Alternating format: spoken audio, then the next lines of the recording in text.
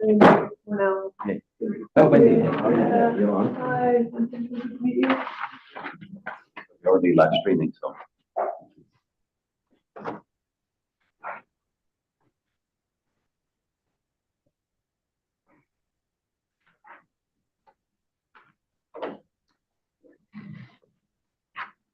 Okay, the stream is live.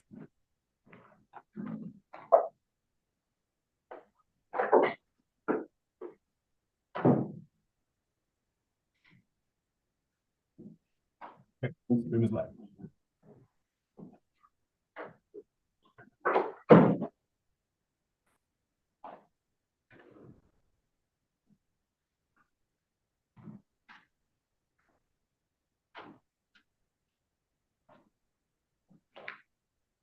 Just wait like 2 minutes.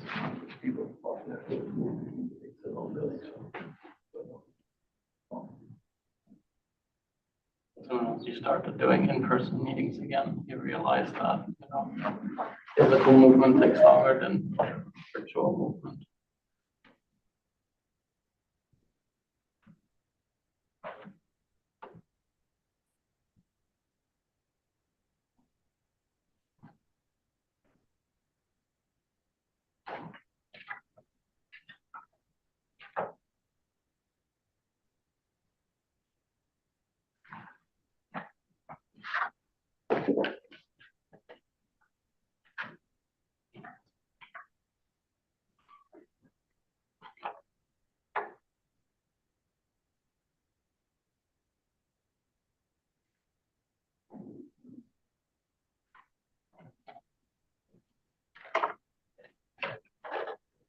Get started, okay.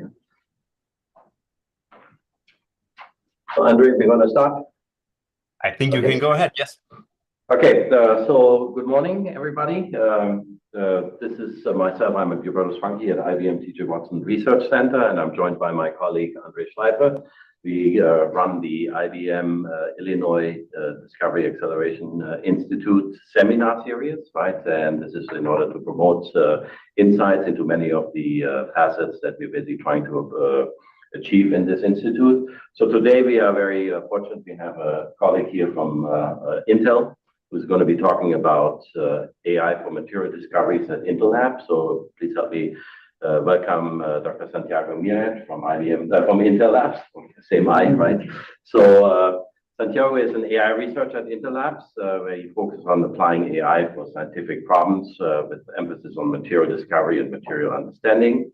So through his efforts, Santiago managed a wide range of academic collaboration focused on applying AI for scientific application.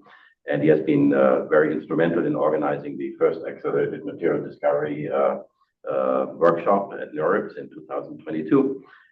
He basically works currently at Intel Lab. I don't know when you started there. 6 years ago. 6 years ago, so there we go. Santiago obtained a PhD in material sciences and engineering from the University of California in Berkeley. So thank you for joining us today. I'm looking forward to the talk. Thank you. Okay.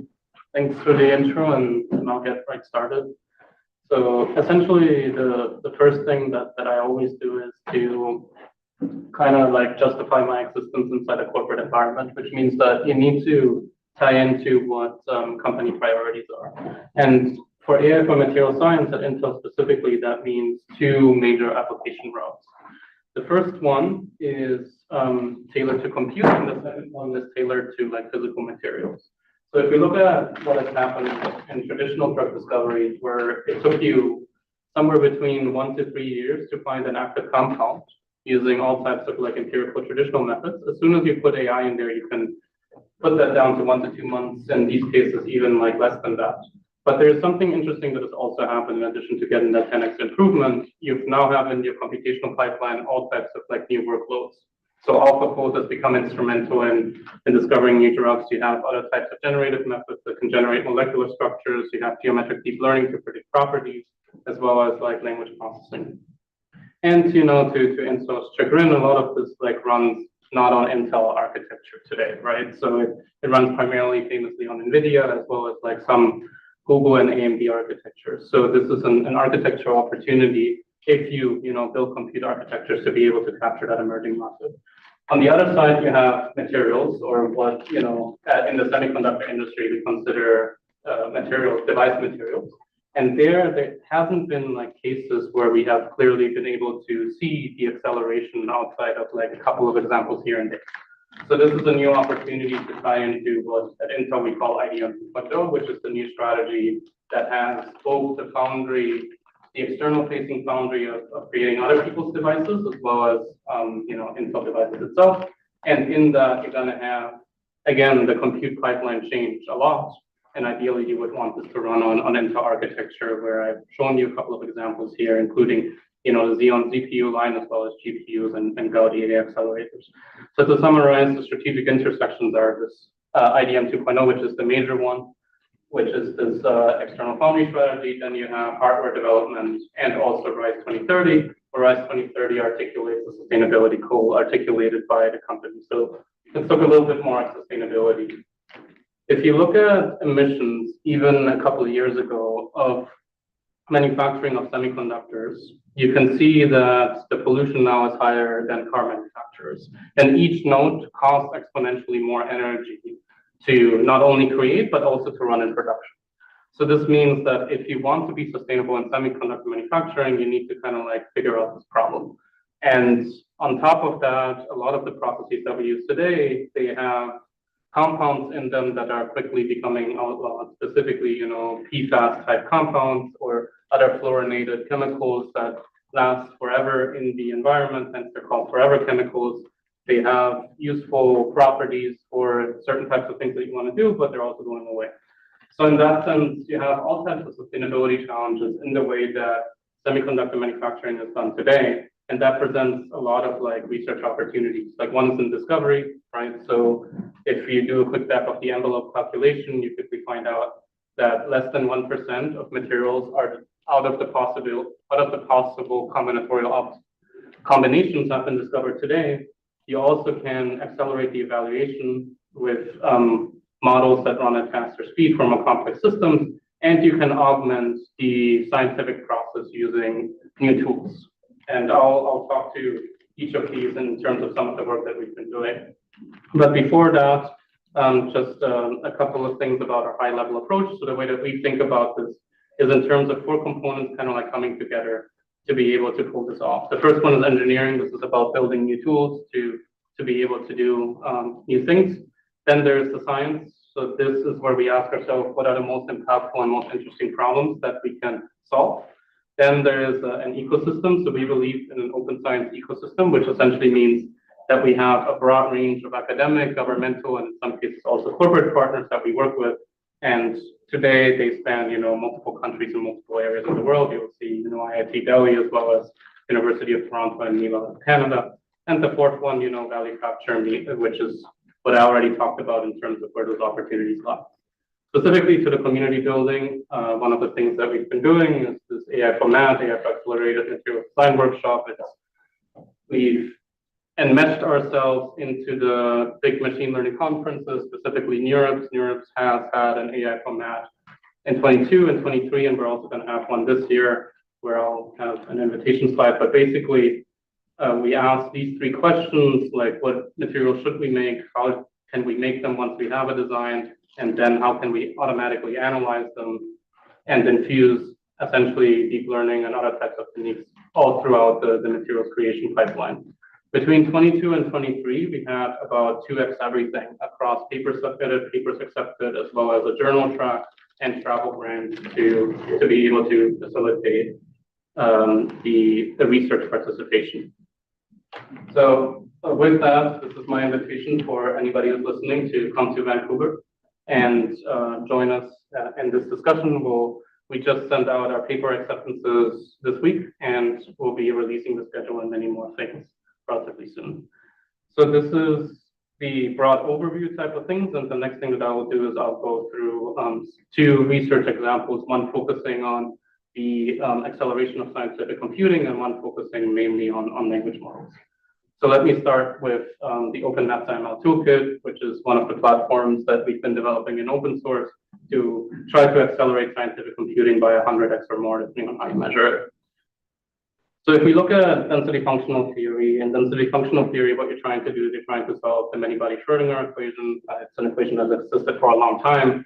It's pretty good at capturing electronic interactions, but it's notoriously hard to solve. So if we look at the traditional scale of DFT, it basically scales with the number of atoms cubed, right? Which means that you have a limited system size that you can deal with. There is regions of the periodic table that it can capture. And what we're essentially trying to do is we're trying to bend that curve, right? So you have approximate methods that can get you to an exponent of about 1.5 or so.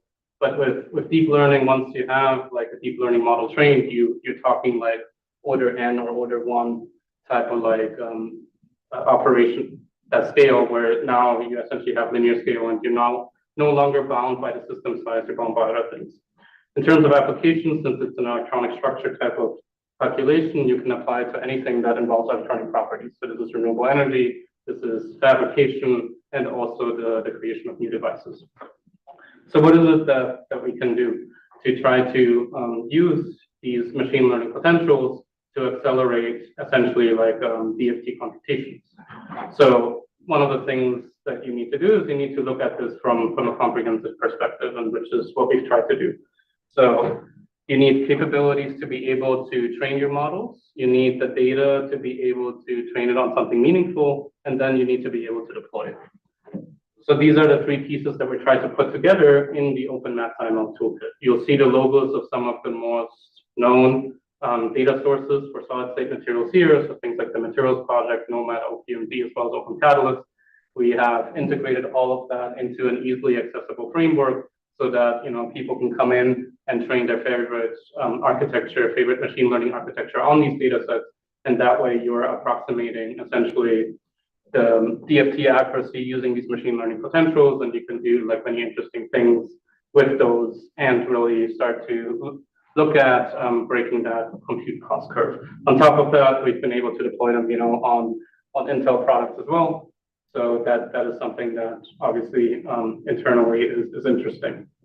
Talking about deployment and also additional features, like once you have a machine learning potential trained, you want to actually like run simulations with it. So on the right side, there's a couple of tools that we've been co-developing with our academic partners. The one I'm highlighting here is called CUSP. This one is coming out of NYU and University of Minnesota, where basically you can integrate any type of machine learning potential into your simulation using using something that looks like custom built APIs. So what you're doing is essentially you're serving your machine learning potential on one side and you're running the simulation on the other side. You keep the environments kind of separate and you're basically passing data back and forth here. And that takes care of like a lot of the inconveniences that you need to deal with when you're dealing with like packages that have very different requirements. So now you can take any of the MathIML supported architectures, you can train them on whatever data you like, and you can actually deploy them in a labs or an ASE molecular dynamics simulation and see what it is that happens. So we have training, we have data, we have deployments. The next thing that we really want to do is acceleration, because even with the machine learning techniques that we have today, we're not really getting the throughput to be able to get to the system sizes that we want. And the next three things that I'll talk about related to this are all kind of tied to this acceleration theme. So the first thing that we can do with acceleration is we can think about, what is really necessary to be able to effectively model atomistic systems. And this is where FAST comes in, this physics-aware, scalable, task-specific DNNs, which was co-developed with Mila. So here, if you have a catalytic system, you essentially have an absorbent, you have a surface, and you have a bulk. One of the things that we can do is, well, we can take all of these bulk atoms and just approximate it essentially by one supernode-like thing. And does that carry the same amount of like informational density or informational value? The answer to that is yes. And that's what this table is essentially showing, like using the approximation of the supernode as well as like a couple of like other things that we outline here, but this is really the one that matters. We can get faster training and also faster inference using the same architecture with minimal, modeling loss. So this was interesting because it just kind of like tells us, at least for a machine learning model, what is important to be able to model an atomistic system. And it might be that in certain cases, you don't need to represent every single atom explicitly. The next thing that we can do is we can, take a classic approach, which is like, okay, let's make the kernel better. So this is Equitriton. It's an open source library that we have recently released. So one of the things that people like to do when they write machine learning potentials for atomistic modeling specifically is they write these symmetry-aware operations. What that means concretely in most cases for machine learning models today is spherical harmonics are infused in the architecture. So spherical harmonics are a mathematical construct that guarantees certain sets of symmetries depending on which order of spherical harmonics you're dealing with. But as long as you're in the spherical harmonic space to a certain order, you're guaranteed to observe certain symmetries. The one that's been most interesting is called the SE3, in some cases also SO3 symmetry that has rotational equivariance, because when you're modeling forces, that's something useful to have. Before Equitriton, you had to do this in pure Python. Most developers use a library called E3NN out of MIT. And then we went in and we said, okay, there's this new GPU language released by OpenAI called Triton. It's an open source CUDA competitor. Can we write essentially these spherical harmonics kernels in the Triton language and get some acceleration out of that? And the short answer to that is yes. Like you can see some acceleration curves. What you find is that you're unblocking like higher layers of spherical harmonics basis functions, which give you more and more expressivity. So you really don't get that much speed up if you use L equals 1 spherical harmonics, but you're also not getting that much modeling capacity. But as you scale up the complexity of these like L levels, that's when you start to see higher and higher acceleration using these Triton-based kernels. So now the next thing that we can explore is like, do we actually get higher expressivity and higher modeling performances if we move to these higher dimensions of spherical harmonics, which is a paper that we recently put actually into the EK. Yes. To what extent is CUDA NVIDIA's GPU specific? And Totally vendor locking. CUDA only works on NVIDIA so GPU. therefore, if Equitriton is a substitute for CUDA, is it NVIDIA specific or is it more general? So Equitriton is just these kernels, but Triton as a language works on any GPU architecture. I think like you just need it to be LLVM compatible. So CUDA code will have to be ported to Triton. No, Triton runs natively on an NVIDIA system, an AMD system, and an Intel system. Okay. You don't need to do any changes to that because it essentially ties into the same interpreter. Okay, so yeah, acceleration, everything is good. Higher symmetry is we're exploring what they can do from modeling performance. And essentially, so far, most developers have only used L equals 3 because after L equals 3, using the tools that we had before Equitriton, you basically just run into too many compute bottlenecks. So now you can do more. And then the last way that we're thinking of accelerating is in terms of simplifying also the way that we think of the symmetry. So this is FANUT or frame averaging equivariance network. So I explained how like symmetries is something that people care a lot about when they're doing, machine learning and atomistic modeling together. So in FANUT, we basically ask the question is, can we use essentially smart data augmentation to get the same type of symmetries that we otherwise have to encode into the neural network architecture using spherical harmonics? And again, the short answer is yes. So frame averaging is the mathematical framework that was used here. So frame averaging essentially says for a certain degree of symmetries, you have a certain set of canonical frames that you need to have to be able to capture that particular symmetry. So then, okay, like let's just pre-process all of this. So we use frame averaging to get the canonical frames of each atomistic system that we're interested in. And then that basically becomes, our inputs. And through that, we're able to capture the symmetry and also, accelerate both the training time as well as the inference time. There's a couple of like other tricks in there in terms of like data dimensionality reduction and a bunch of other things. But at the end of the day, the frame averaging is what matters the most because you're, again, just dealing with a set of canonical frames that are then able to capture symmetry, and that effectively works as data augmentation, which is something that you've seen in other recent, approaches that have also come up. So this is what I had on machine learning potentials before I move into language models. Any questions on machine learning potentials in the room or online? I had a very general question on the use of GNNs. Maybe you have covered it earlier, then we can take it offline. But if not, then what is the role of GNNs in your machine learning applications? Yeah, so it's the approximation It's the ability to accelerate essentially quantum modeling, specifically DFT. So if you have a GNN-based potential that can give you energy and forces that can essentially be your Hamiltonian in your quantum modeling, you are theoretically able to unblock two things. One is you can span broader ranges of the periodic table because most potentials for quantum modeling today are written for specific atomic systems. And the second one is you can run these simulations a lot faster because you're just running a neural network forward path compared to doing all of the gymnastics that you need to do using classical potentials.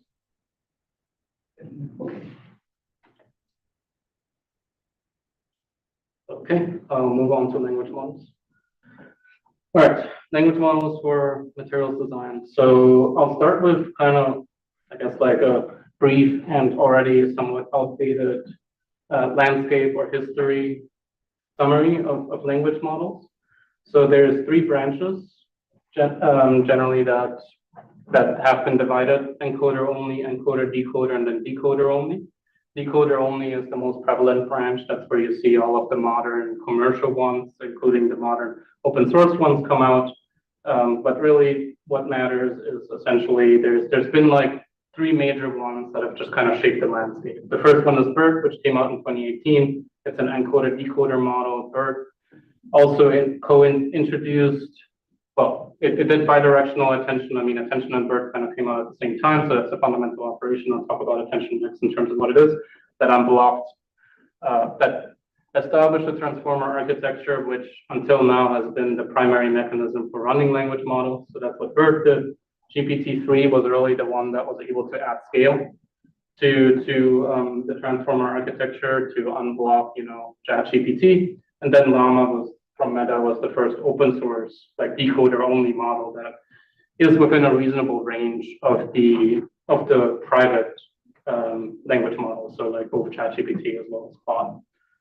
So what is attention? Attention essentially tries to determine relationships that are important between different, tokens in a particular sequence of tokens, if we're being really precise, right? So a sentence is made out of words.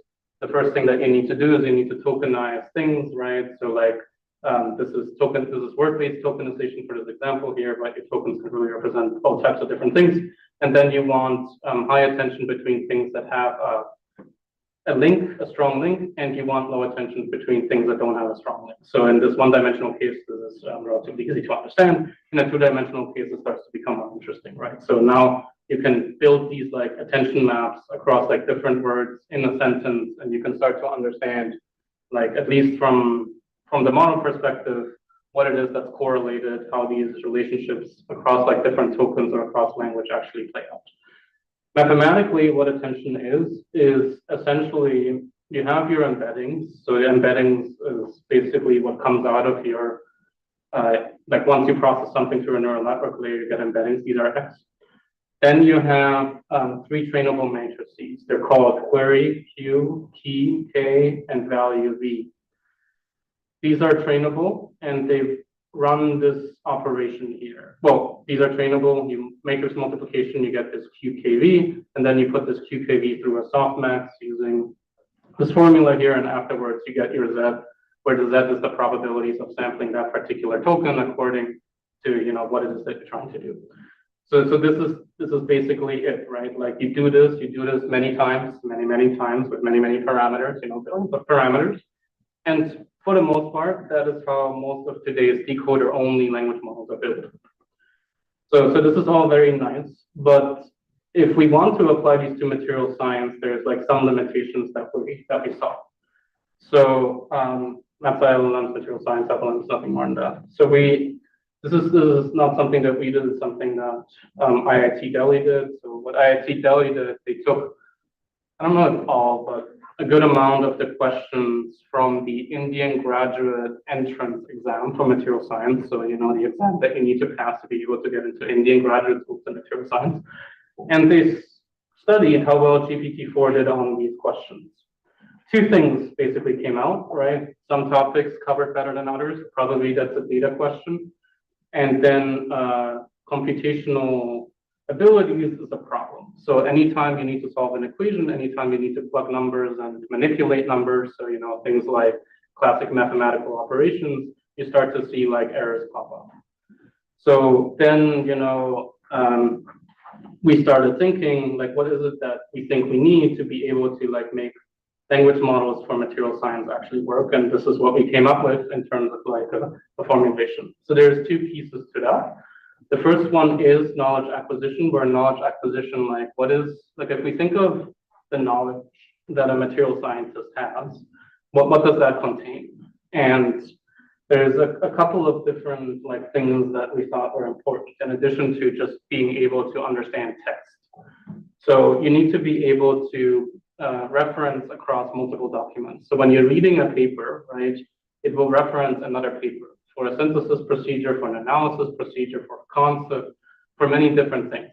So that means that in essence, what you're doing when you're reading a paper is you're connecting what is written in that paper to other knowledge from other places, or maybe other knowledge that got infused, if you will, another way through like textbooks or other types of classes. But this ability to be able to go across multiple documents, to be able to find everything that is needed was a gap. And in many ways still is a gap. There's like things that have been done that have alleviated that gap, but that's a gap. The other thing that is important is what in machine learning language is called multimodality. And in science, in particular, multimodality becomes more interesting because you're not just talking about text and image, you're talking multiple modalities within things that look like text. Chemical formulas, different names for the same thing, right? You can represent a molecule in IUPAC and INCHI and SMILES and selfies and whatever other representation that you can think of. For crystal structures, you have CIF, you have XYZ, you have PDB, and then you have different combinations thereof. So all of these things need to be able to be understood by whatever, architecture that we choose. There's also tables that contain property information. So there's all types of things across these like data dimensions that today we cannot process effectively. And then the third one is, we call it like synthesis and analysis. So this is about the ability to be able to produce, understand, and also link synthesis and analysis procedures to a particular system. And so if I'm dealing with organic molecules, I'm doing retrosynthesis. If I'm dealing with semiconductors, I'm probably doing gas-phase processes. And then I have different types of equipment and different types of procedures that I'm interested in using once I have something, that I've created in the lab. So how is it that we put all of this together, right? So we haven't figured out the how yet, we've just started to write down the what. And then on the right side is what we call science acceleration. So these are fundamentally driven by the question of what are you, assuming we have an LLM that knows all of this, what are the useful tasks that we can do with it?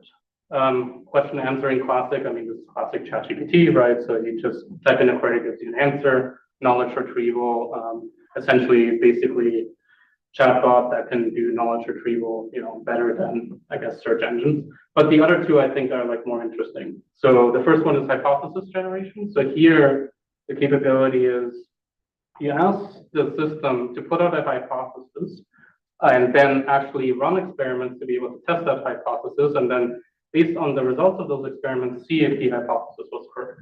So what is it that we need to be able to create that end-to-end? There's a whole bunch of like interesting questions that just kind of, and capabilities that we need to be able to do to build that up, and in many ways that approximates the scientific process, where we usually formulate a hypothesis and then we test it out and then we iterate on it.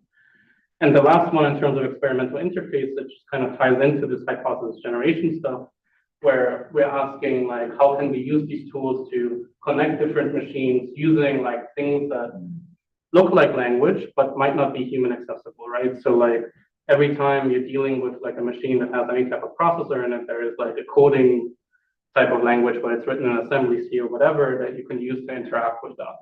So can we use, language-based tools that maybe can provide an interface between all of these different machines to be able to like essentially send instructions machine to machine and execute all types of scientific experiments. So the question here, Yeah. From what I can sense, a hypothesis in this context is fundamentally a query. But it's not necessarily the same as the query that the user puts in, right? So like the user might say like, design me a new material for, I don't know, a narcolepsy drug or like a cancer drug. And then the system will put out, okay, so I think this particular compound could be a good candidate based on your query, and then it starts like running tests. So the second step, you found the hypothesis. Mhm. The question, the act of testing the hypothesis, from what I understand about LLMs, they can find out the support for the hypothesis, but they cannot find out a refutation. Yes, and that assumes that you're doing essentially like you're living in document space only. What we're postulating here is, can you have like if you think of a computational simulation pipeline, right? If you say like, let's take the drug case, right? I want, let's make it a bit more easy, a DDR1, a new DDR1 receptor. For DDR1, there is like docking models and all types of things that like scientists run today that all live essentially in the simulation space. So if it comes out with a molecular structure, whatever format, can it then be able to call Autodoc and Vina and all of these things to like get a score, and based on that score, tell you whether that thing is actually good or not? So Yes. just to tie it back in, the failure of LLMs to solve mathematical equations, as in the IIT example, if you have the capability that you're asking for to do end simulation, then you can do the mathematics as well. Yes. So we're thinking of ways on how to get around, that there's different like approaches that people have taken to get around the mathematical shortcomings. And the long and short of it is like you can be hyper specific in the way that you structure your data, or you can like say, okay, I don't need it to be able to calculate, I just need it to be able to use a calculator. And then you talk about tool calling LLMs, which is also something that we have proposed. In the hypothesis generation, should we think about it basically as an inverse of the LLM? Because typically you ask a question, you get some results. Mm-hmm. There's some embodied knowledge in here. Is it basically an inverse function? We're saying, based on this knowledge that I have, you should ask me this question. Would this potentially, but then you're still doing an interpolation in a sense. Okay. Like what we're trying to get to is this extrapolative idea type of stuff. It's like we have all of this knowledge. What is it that's a gap in knowledge, and how do we fill that gap in knowledge? Like, give me the gap, give me a plan to get to the gap, and then tell me if the things that you did actually fill the gap.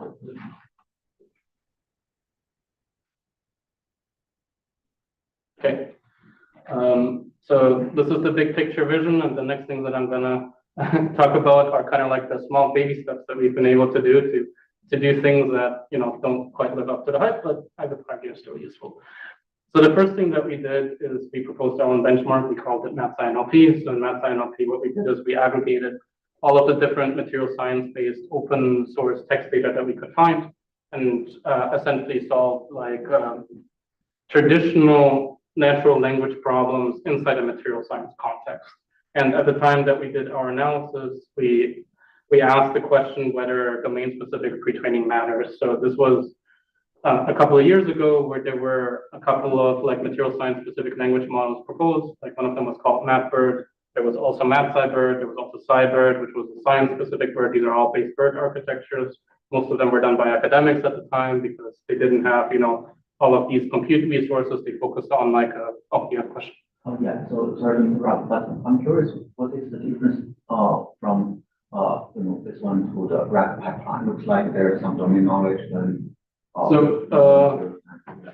yeah, so I'll have a RAG example later on, but this is testing just the implicit knowledge. So you're not doing any retrieving in this case. Like you're just dealing with the language model itself. Yeah. Okay, so yeah, so we put together this thing. We took all of these specific language models that were pre-trained on material science text, or so you said, right? And then we ran them through the pipeline, and what we found is that if you pre-train on domain-specific language, you actually do better on the benchmark that we proposed. And so that was good because it means that there is like a distribution shift from domain-specific language to general language. And generally, if you pre-trained on science, you also did better than a general language model. So this was BERT, this was MathSciNLP, this was all good, but right around the time that we published that paper, we saw that Llama came out, and with Llama came kind of like an explosion of like access to these like larger scale decoder-only models. So we had Llama, we wanted to test it, but we also wanted to find a way to make Llama, more material science specific, and that's where we came across this idea of instruction fine-tuning. So there was, soon after Llama came out, there was a model named Alpaca that was proposed by Stanford that basically said, we can query ChatGPT for essentially this complete query answer pairs, which we call instructions. And with many of these instructions, we can take then a small Llama model and we can make it, way more performant than the original one. And we can even approximate the performance on some of these tasks as like what was, GPT 3.5 at the time. So we said, okay, this is interesting. Can we take this idea of instruction-based fine-tuning and apply it to material science? And this is where we came up with this feedback loop where our model is called Honeybee. Essentially, we have an instructor that creates these instructions. And because we wanted to be sure that these instructions are good, we also have a verifier. Both the instructor and the verifier are LLMs, but they're separate LLMs. In our case, the instructor was GPT 3.5, I guess the Turbo API at the time, and the verifier was the Claude model from Anthropic, the first one. So we have these verified instructions, then we can instruction fine-tune the Llama model, we go from Llama to Honeybee, and then we can evaluate Honeybee's output based on another language model. We can repeat this feedback loop many times. So essentially what you're doing is you're taking the knowledge from all of these different larger models and you're distilling it in many ways into a smaller one.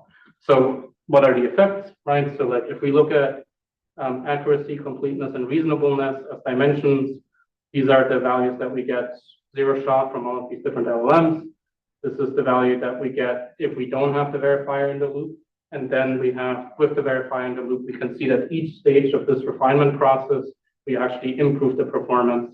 So essentially the model is becoming better at understanding material science knowledge according to the evaluator, obviously. So that's a gap, but in an automated framework, that was, I think, a very good approximation. So let's look at how Honeybee performed on MathSciNLP. And basically the takeaway is across all of the MathSciNLP tests that we see is that we can get GPT-4 equivalent performance with the Honeybee 13 billion model. And we don't know how many parameters are in GPT-4, but let's assume it's safe to say that there's at least 130 billion of them. So from a parameter count perspective, 10 times less parameters to get roughly the same performance using this instruction fine-tuning process. So this is what we're able to do. And now going kind of like beyond this like infusion of knowledge into the language model itself towards RAG and like tool-based calling. This is where this year we published HoneyComb. And HoneyComb, it kind of puts all of the different pieces of modern LLMs together into a system. So let's start with RAG, or retriever augmented generation. Retriever augmented generation, what you do is you have a set of documents. These documents then become your knowledge base, and we curated a knowledge base specifically for material science, where is it? Yeah, so here, the MathSciKB, the material science knowledge base that has, a bunch of like useful things that we were able to find and put in there, including textbooks, archive papers, Wikipedia, and also instruction fine-tuning data sets that we used for Honeybee, as well as new ones that we queried from the more modern LLMs. So then with RAG, as well as with other types of tools where you have basically an internet search, a Wikipedia search, and all types of other things, we put the tools together with the knowledge base, and then that is what becomes HoneyComb. And then there's also like a process of like how it is that you handle the retrieved knowledge once you have retrieved it out of the knowledge base, and you can do like query refining and a whole bunch of like other things to be able to make your output better.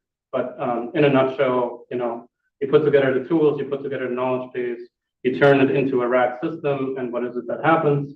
So we can take your favorite language model, and you can augment it with HoneyComb without having to do like any additional, training, no parameters change whatsoever. And what we saw is that for all of the language models that we looked at, including Honeybee, as well as, the commercial models and Llama, that adding HoneyComb to any of these improved the results on new benchmarks. We're no longer doing MathSciNLP, we're doing the IIT benchmark called MathScore, and we're also doing SciBench, which are new benchmarks that have come out since we released this. So the ability to augment any language model with tools to do calculations like we talked about, but also to have specific context actually improves understanding and capabilities to resolve these questions. All right, so we've gone through small language models and larger language models, infusing knowledge, and then also putting tools in.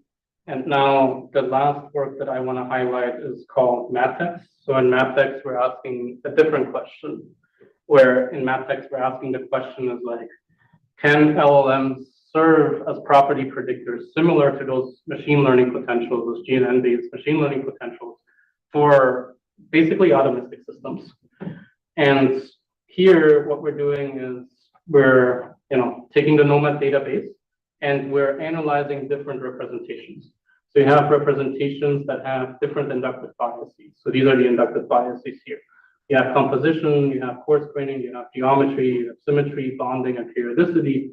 And you can ablate, very systematically what inductive bias is infused in what type of representation. So there were a couple of different representations that were already in the literature when we did this, and there were some that we came up with on our own to be able to kind of really understand how different inductive biases influence the ability of a language model to be able to model geometry, but also specifically, atomistic systems. So all of these different representations based on all of these different inductive biases, then we have different scales of this, right, going from 10K all the way to 2 million. And then after that, we can do, a bunch of experiments in property prediction. And because we found interesting results, there's like other types of analysis that we can do.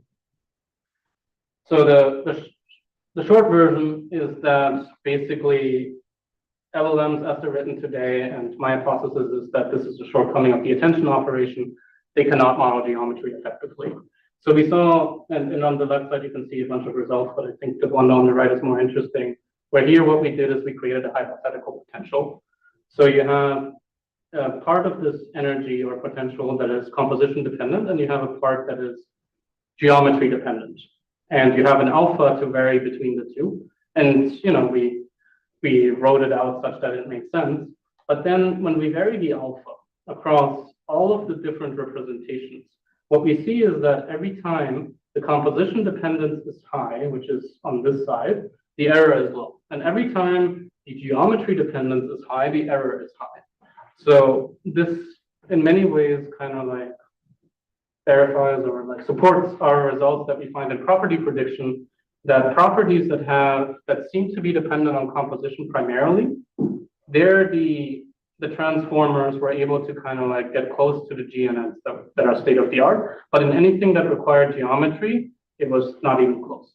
And we saw this across different types of like language model architectures. So we tested the BERT, the encoder decoder, and we also tested like some Llama models. Yes. I presume when you say potential, it's strictly electrostatic potential. Well, here's the equation. So you have basically like a composition dependent energy function. Electrostatic potential. Yeah, essentially. The electrical engineering wise potential is location of charge in space. So about the only reason why you can have a composition dependent potential is because the composition dictates the spatial position. Otherwise, there's no information from composition into the calculation of the potential. Well, this was hypothetical. This was just to be able to do the analysis. We invented this function to prove the point. To prove the point that we don't think geometrical data can properly be modeled. That's the only reason we did this. Because we saw a discrepancy in other types of properties that do have a compositional dependence and a geometric dependence in terms of the modeling capability. So it was just like a hypothetical test to be able to remove like some of the noise that might have been present in other exercises.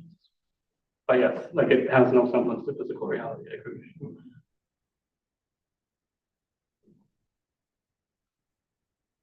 Okay, so that's what I have prepared on language models. Any questions on language models?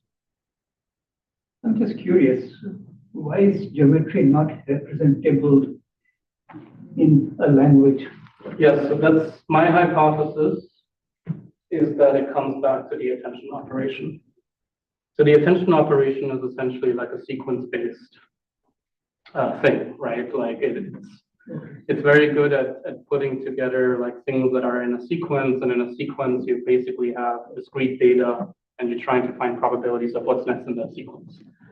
So are you then suggesting that somehow representing structure, not as a sequence of something, but as a graph or something like this, would allow you to do that, and then you basically look at similarities or where? Well, if we look, yeah, so the graph structures actually do a lot better. So the graph structures are our benchmark, and we see that the graph structures do a lot better. And I think that inductive bias matters.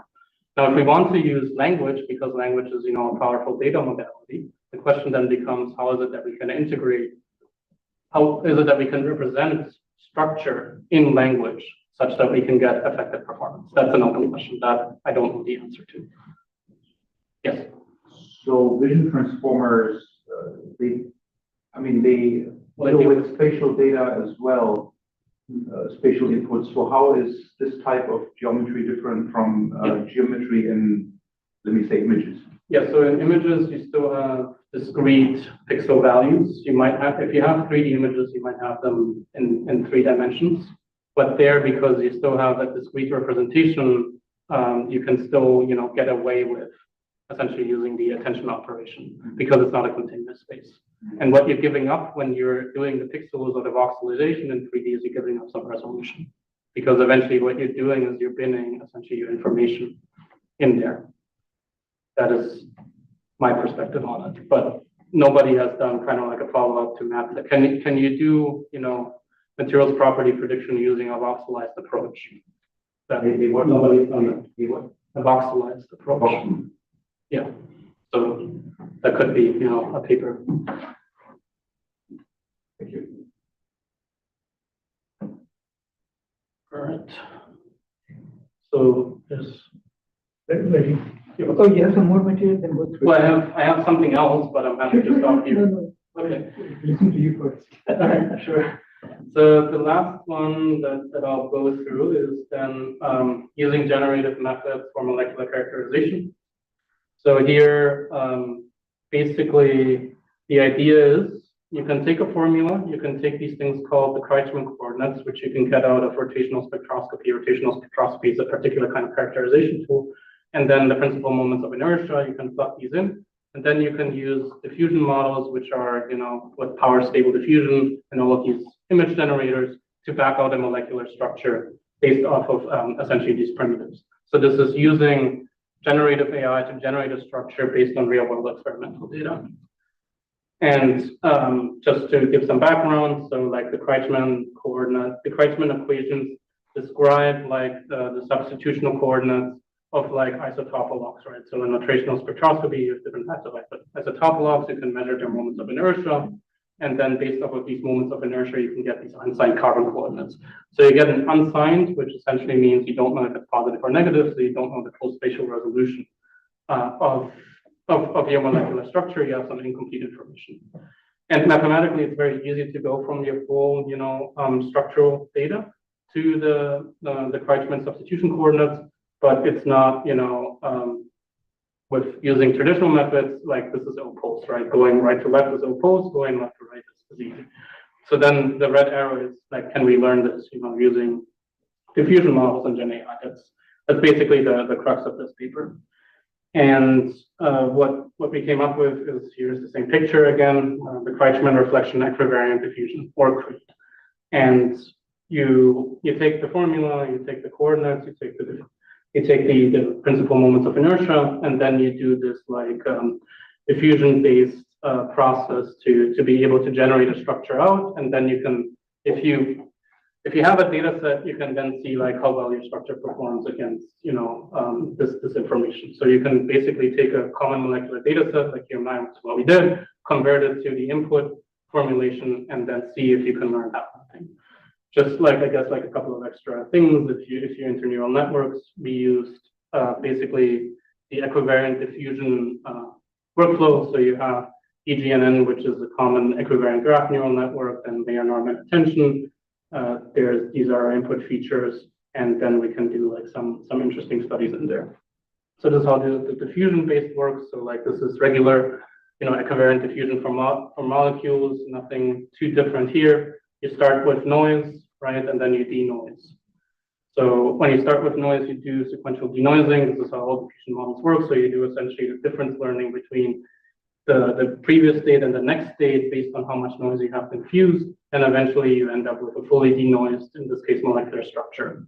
You can do the reverse process, and each of these like things then become like a transition where you learn the forward process and then the backwards process. Where in the forward process you're adding noise, and in the backwards process you're removing it. A couple of extra things that you need to do because you're dealing with atoms in space. You need to you need to make sure that you have a weighted center of mass, and make sure that your coordinate system kind of captures everything that you wanted to capture, so that you don't get caught with any surprises. All right, so how does this work? It works pretty well. So basically, this like mapping a rotational spectroscopy sample to like a structure previously took, I guess there was empirical approaches, but really the only computational approach that we could find as a baseline was genetic algorithms, and genetic algorithms do really, really bad on any, I guess, like data set that we could find. So QM9 is a common molecular data set. Geome is like a pharmaceutical one, and yeah, abysmal performance. And with Creep, we can basically solve a whole bunch of like QM9 structures, and we can get pretty close on Geome as well. So there's like the full information case, and then there's the partial information case, which is this -C. So -C essentially is partial. So here you can see the procedure. We drop all substitution coordinates except the carbon atoms, and then drop 10% of the carbon coordinates. So this is to simulate, I guess, like equipment failure, if you will, where an equipment is not going to give you perfect information. So even with this like partial information, you can still reconstruct the values in the data set. And here are some molecules that were constructed. So like in this particular case, 8 out of 8 were correct. Some didn't fully get the hydrogens right. And here we got 21 out of 25 correct. Up to the hydrogens based off of like a different structure. Yeah, so that's what I had prepared. Well, thanks.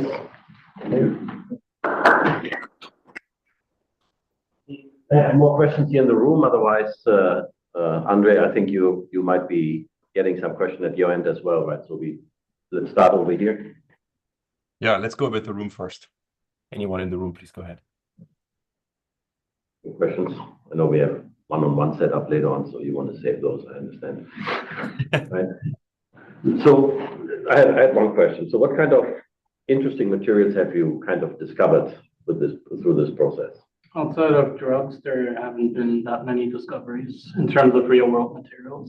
Yeah, because what ends up happening is, so today, what is it that we can do? We can propose molecules, we can propose protein structures, and we can propose bulk structure materials. Mm-hmm. So like bulk structure unit cells and crystals.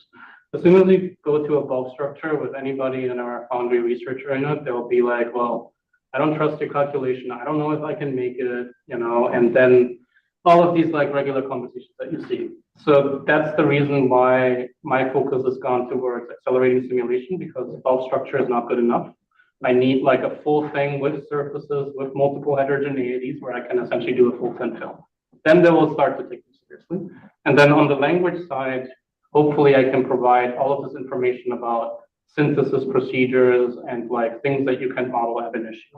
So how does it react when you put it in an application? Because people write papers about, thin films in different types of conditions all the time. So if a language model can capture that knowledge, then that can supplement whatever the model entails. Yeah, following up on the discovery acceleration, right? I mean, your interaction was what seemed to have been very pessimistic with the people, right? So, well, they're experimental. Yeah, they're experimental, right? But have they seen, for instance, that when they basically have an idea that they want to go after, you can already tell them that's going to go end up in a dead end, this particular material that you might be after. So it helps them to accelerate that part. Academics, yes.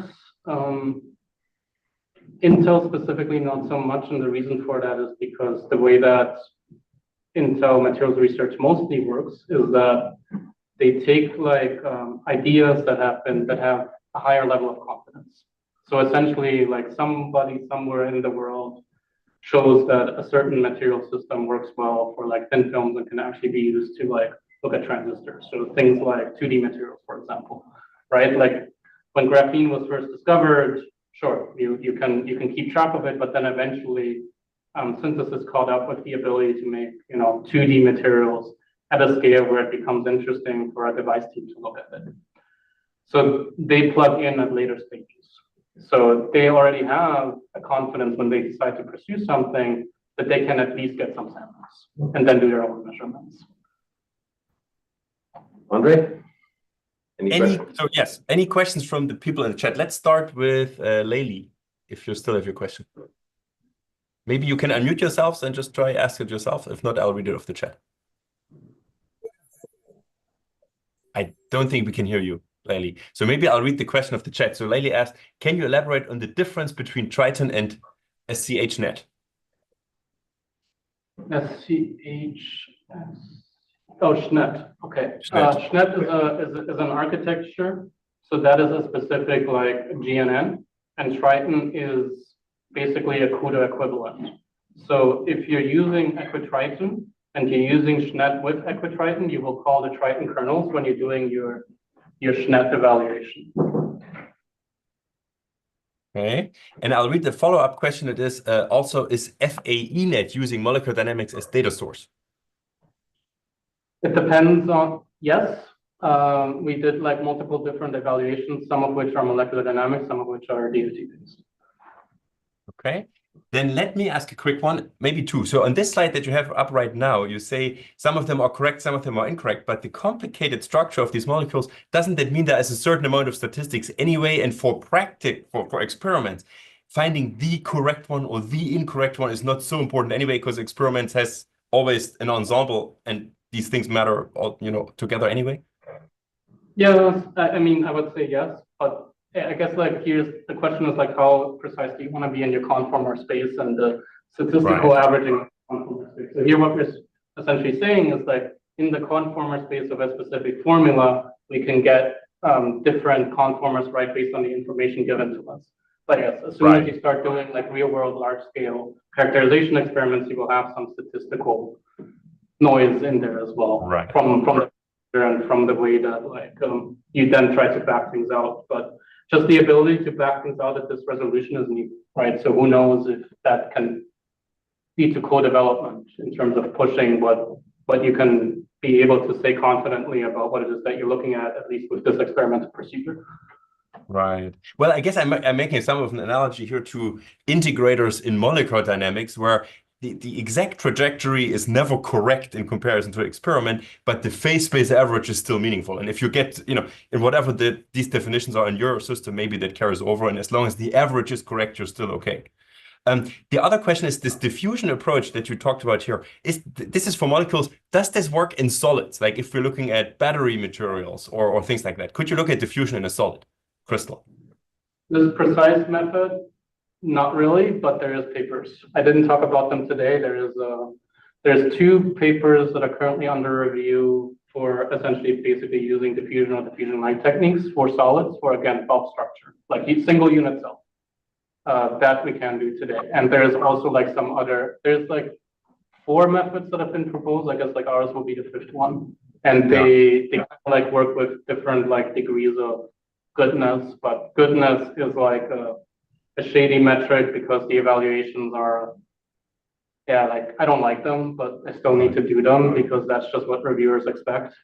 In any case, 5 different methods: CDVAE, DiffCSP, DiffCSP plus, and then I think like ours will come out soon. So I guess I'm missing one. But those are kind of like the big names. Okay, awesome. All right. Thanks for that. So any other questions from anyone, either in the room or online? I think we are good in the room. Seems like that online as well. So maybe, Hubertus, I'll hand it over to you to close locally. Yeah, well, we just hit the button and say it's done, right? So thanks again for the joining us here, and there are more seminars to come in the near future. So I hope we see you all there. And thanks again, Santiago, for joining us. Thank you. Okay, take care.